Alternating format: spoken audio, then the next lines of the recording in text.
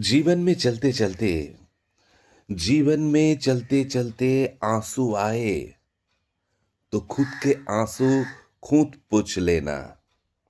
जीवन में चलते चलते आंसू आए तो खुद के आंसू खुद पोंछ लेना। दूसरे पोंछने आएंगे दूसरे पोंछने आएंगे তো তুমসে সওদা করেঙ্গে। একটা ভিডিও দেখতে দেখতে এই কথাগুলো শুনলাম, অবাক লাগলো, বিশ্বাস করুন।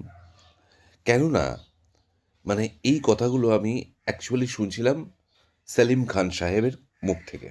তিনি একটা জায়গায় বলছেন, পরে ভাবলাম সত্যিই তো জীবনের সঙ্গে পুরোপুরি মিলে যাচ্ছে।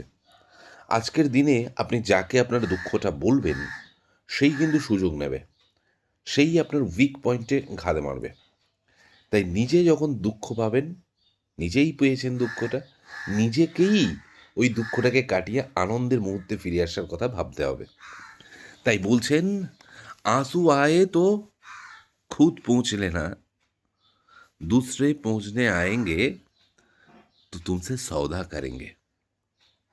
এই জীবনে বিশ্বাস করুন বন্ধুরা, অন্যকে দুঃখ জানালে তারা আরও খুশি হয়।